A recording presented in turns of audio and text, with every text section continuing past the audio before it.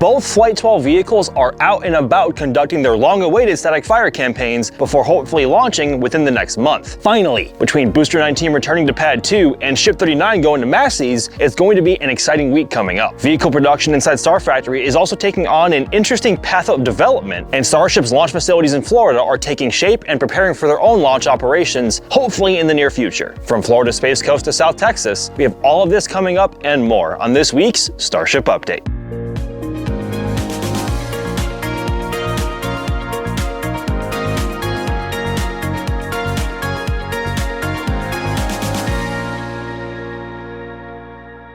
Getting right to it, preparation continues at the launch site ahead of Flight 12 as SpaceX teams are working on key components required to support launch operations at Pad 2. This week on April 5th, our cameras caught the tank farm spooling up for some possible testing of sorts. And indeed it was. But this time it wasn't just for verifying new hardware at the tank farm. From our cameras, the plumbing that leads up the launch tower began to show signs of propellant flowing through them for the very first time. Seeing these pipes frosty means SpaceX is now finally able to verify the ship's side of the tank farm and ensure that there are no leaks anywhere on the ship QD assembly. Shortly thereafter, the tank farm was spooled down and all of the propellant was flushed out of the tower back towards the tank farm itself. But that's not all. The next day, SpaceX conducted another DSS, or Detonation Suppression System test, within the flame trench at Pad 2. It's become a lot more commonplace seeing hardware and systems of this sort being tested, as SpaceX wants to eliminate any possibility of issues popping up as much as they possibly can before Booster 19 fires up all 33 engines for the very first time. If you recall the last time they tried to fire just 10 of them, the static fire was aborted early to a GSE, or a ground service equipment issue, but the specific cause remains unknown to us. Later in the day, we noticed that the SQD arm rotated away from the tower. This doesn't necessarily mean anything major, as it could be for further testing, but following the retraction, SpaceX once again brought out the water bags for further structural testing. Ah yes, those things. But this time it wasn't for the chopsticks like we've seen before for both Pads 1 and 2. It was for the ship quick disconnect on Tower 2. Why would they test this? Well, as mentioned in the last episode, there have been reinforcements added to Pad 2's SQD arm around the shoulder area, allowing for faster retraction during liftoff, which is kind of important. After a few hours, the water bags slowly deflated, signaling that testing was finishing up for the day and verifying the structural integrity of these new reinforcements. The bags were later lifted and put back in storage until further testing is needed. I don't know when that's going to be, but it's always kind of funny to see them out. We also captured another deluge activation test happening in the flame trench as well. We were just talking about the items that we have seen tested numerous times, and the deluge system itself has been through a plethora of testing in recent months, and we can say confidently that Pad 1's deluge plate never received this much attention before seeing its first launch. And rightly so. Not just with the deluge, but with all systems here. One minor oversight or missed error could cause catastrophic damage to not only the launch infrastructure, but the vehicles as well. Moving on, the Buckner LR-11000 crane was lowered, either going down for maintenance or is just not needed currently, so it's being moved out of the way for other vehicles and hardware to get through. It seems the chopsticks on Tower 2 followed suit and were also lowered down to their resting blocks. Back again at Pad 2's SQD, it was then rotated back into its normal position the next day, allowing workers to continue work and inspections within the arm itself. Pad 2 then, abnormally, seemed pretty quiet for a few days. But that wasn't going to last long anyway, because everything was being prepped to soon receive Booster 19 once again. The chopsticks were raised and opened, standard procedure ahead of vehicle integration and static fire operations. Around this time, 2 separate road closures were also published on Starbase's website, one from production to Pad, and the other from production to Massey's, which would be for Ship 39. Shifting our views away from the launch site, the production site has been as busy as ever as SpaceX continues to prep future flight vehicles for stacking, while others for their testing campaigns.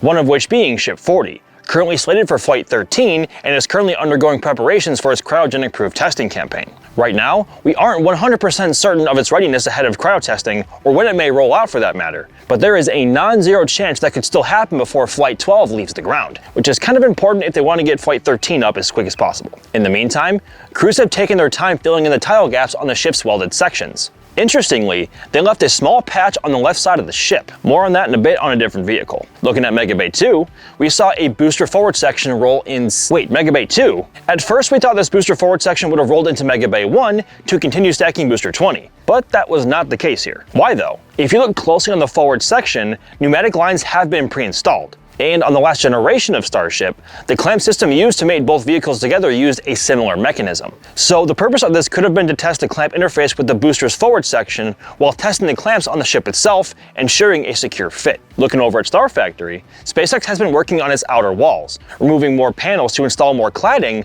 as they prepare to join Star Factory and Gigabay. In terms of vehicle production and nose cones, Ship 41 is the first in line as of this week. Right now, it's in a very similar state as we saw Ship 40 was before it rolled out for stacking. The forward flaps are currently extended, allowing crews to install any hardware needed, but we should see them folded soon for transport, confirming work concluding in its current state. Ship 43 has recently been moved to the stand adjacent to the possible Ship 45 nose cone. If this stand is the same as others, we should expect Ship 43's nose cone to receive its TPS tile pins soon, allowing for the later installation of an ablative layer and the thermal protection system tiles themselves. Ship 44 is still MIA, or missing in action, and has been since September of last year. Not much has changed there. But we speculate that this is because either 1. Ship 44 has been pulled and is being developed as the first HLS ship, or 2. It's been scrapped for some reason. No evidence for either theory exists right now, but those are just our thoughts. The possible Ship 45 nose cone is still on the same stand as before, but has received a large amount of tiles. With some tiles still missing, we can clearly see the purple residue behind from the new adhesive material being used here. Ship 46 hasn't seen any real changes, so we'll go ahead and skip that for now. Looking at Ship 47, it is now a full nose cone and is patiently waiting in line just like the rest of them. The expected Ship 48 nose cone is one to keep an eye out on though next. Instead of receiving its header tank system, it skipped this step entirely in the process and is now sitting over on a work stand by Ship 41. Considering it's out of place here from what we're used to, what do you think Ship 48's purpose is here? Let us know in the comment section down below. Taking a quick glance over at the two newest ships, Ship 49 and Ship 50, they're currently residing on the middle work platforms awaiting their time for their assembly into full nose cones. As far as we can tell, they are the youngest nose cones currently in production. Out in the ring yard, our ground crew and their cameras caught images of both the third booster transport stand and the ship's static fire stand. With booster 19, we expected it to roll out with all 33 Raptor 3 engines, not the 10 like before. And spoiler, it did. As for Ship 39, this will be its first time undergoing static fire testing, but not its first time at Massey's. It has previously undergone cryo testing there, but without the thrust rams. So we'll see how this plays out once the time comes to light all 6 Raptors. Flight 12 finally feels a few steps closer as SpaceX has, at long last, rolled out Booster 19 and Ship 39 to the launch site and Massey's for their static fire campaigns. After a long wait, a transport closure was posted for production to Massey's, making Ship 39 the first ship to progress for a static fire test here since Ship 36's incident in June of last year. At long last, it has made a return to Massey's after spending a prolonged time inside Megabay 2 after cryo testing. During its time in there, SpaceX rolled out and installed all 6 Raptor engines required for operation, 3 sea level and 3 vacuum optimized Raptors, all Raptor 3s. Unlike previous ships, Ship 39 did not complete a full cryo testing campaign at Massey's as we're used to. While the ship performed multiple cryo tests, it was unable to use the thrust simulator stand. This means that when it static fires, that'll be the first time Ship 39 will experience the force of Raptor engines under power. So it is likely that SpaceX will have a slower pace here to start to reduce as much risk as possible. They cannot afford any failures here. Something more unexpected here though was for Ship 39 to roll out with large patches of tiles on the leeward side of the ship on both its body and its aft flaps.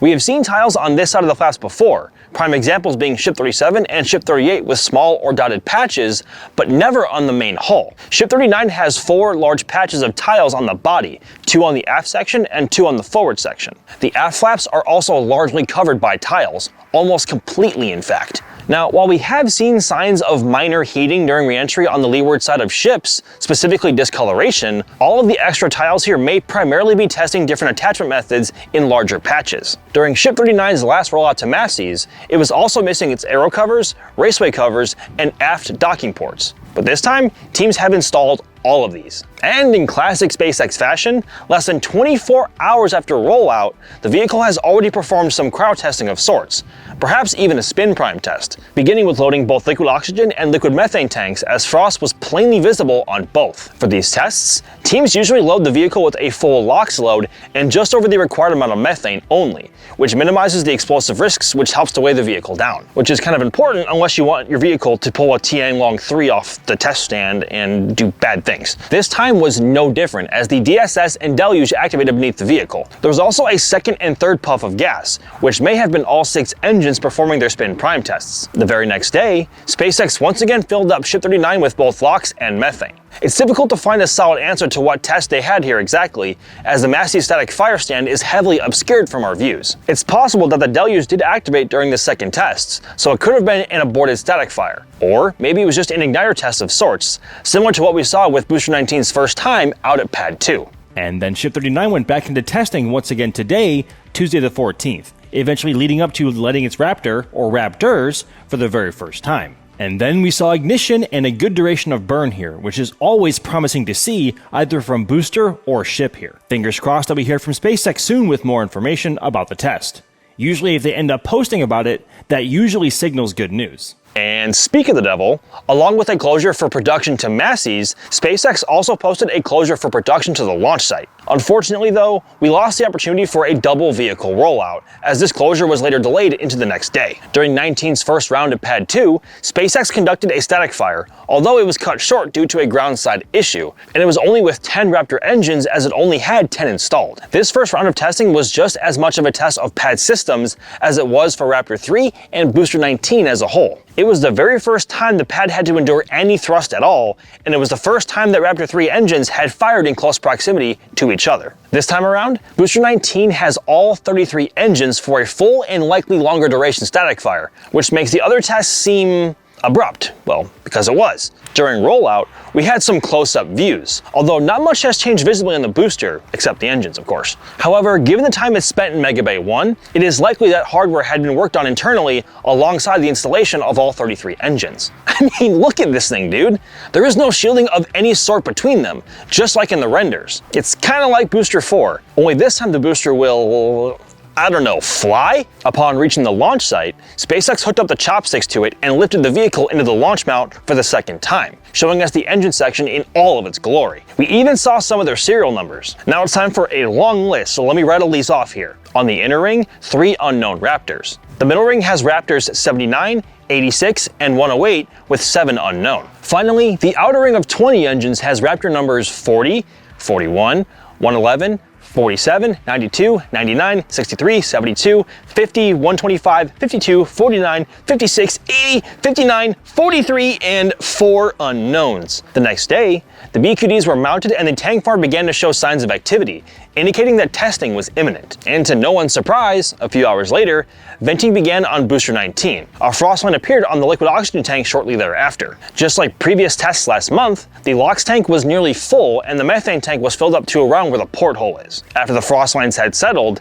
the deluge and detonation suppression system, or DSS, activated. It's difficult to see through all the water and vapor, but it's expected that the booster conducted a spin prime test here with an unknown number of engines. During a spin prime, small amounts of propellant, both LOX and methane, are flowed through the engine to spin up the turbopumps, so vapor exits the thrust chamber and engine nozzles without ignition. But as said before, it's kind of impossible to see here. Later on, during the detanking process, SpaceX gave us a bit of a jump scare, randomly firing the top deck deluge on Pad 2, with Booster 19 still on the pad. This gave the booster a bit of a rinse maybe, but also proved the system with the vehicle on the pad. The following day, on Monday, Booster 19 conducted an igniter test, which is when high-pressure methane gas and oxygen gas come into contact in the cavity, which is specifically designed to make them burn upon contact, resulting in an orange flash visible under the launch mount. These Pad 2 igniter tests are so much more dramatic than they were on Pad 1. Hopefully in the next couple of days, Booster 19 will come to life and breathe fire once again.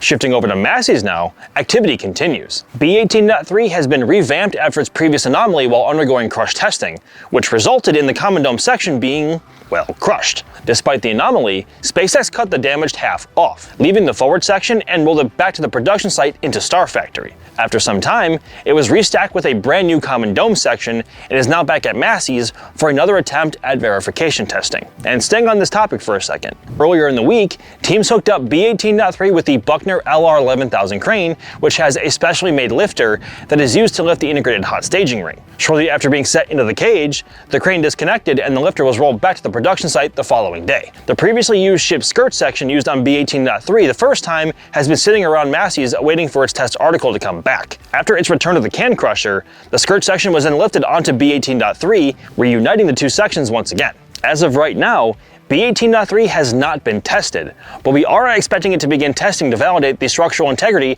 of the integrated hot staging ring. It is crucial to ensure that it can withstand the forces of a fully fueled version 3 ship under acceleration and other forces such as crosswinds or any others that may be experienced during flight. Ship 39.1, aka the V3 shipped aft test tank, has shown some more activity once again. It underwent its second structural tests, continuing to provide more data. This is over a total of 10 tests it's performed, but only the second test inside of the new can crusher itself. A visible cloud of vapor was seen from the lower side of the gantry, right around the ship quick disconnect area, signaling a purge of the lines of the quick disconnect interface itself. This gave us a heads up that rollout was imminent. Purging the lines is needed to ensure that there is no FOD present in the lines ahead of prop load and detank operations alike. FOD, bad. Time for our McGregor Minute. At SpaceX's premier engine testing site of Raptors and Merlins, there has been no shortage of activity. Teams have been repairing the Raptor North stand after an engine threw a tantrum and disassembled itself there. It's unlikely this had any impact on Booster 19 or Ship 39's engines, as no delays on their part were noticed. However, because of the repairs at Raptor North,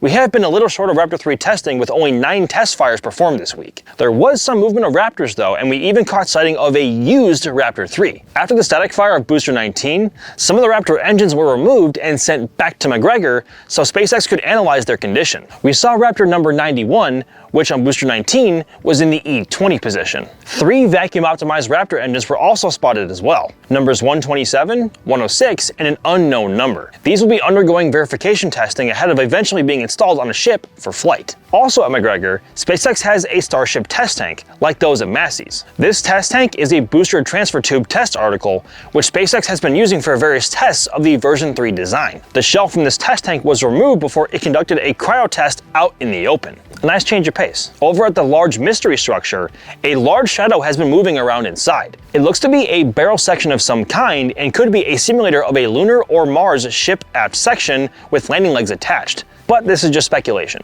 Hopefully though, whatever SpaceX is doing in there is helping to accelerate the Starship program. To close things out here today, let's go ahead and bring it home to the Space Coast, where SpaceX has been working on both launch sites. Thanks to the NG-24 Falcon 9 launch, we got to see that SpaceX has begun the base of the Orbital Launch Integration Tower number 4, the first at Space Launch Complex 37. This is a huge step towards SpaceX's goal of multiple launches a day, as they need multiple launch sites to accommodate that. So far, they have pads 1 and 2 in Starbase, Launch Complex 39A here at the Kennedy Space Center, and Space Launch Complex 37 at the Cape Canaveral Space Force Station. And speaking of historic Launch Complex 39A, the tank farm is continuing to expand and is being tested with the delivery of 4 new vaporizers, which are used to convert cryogenic propellants into their gaseous form used for pressurization. When it comes to testing, some venting was seen coming from the LOX tanks at the launch site. It's also worth mentioning that earlier in the week, tests of the methane side of the tank farm were also observed. This is a solid indicator that the site is edging closer to vehicle readiness.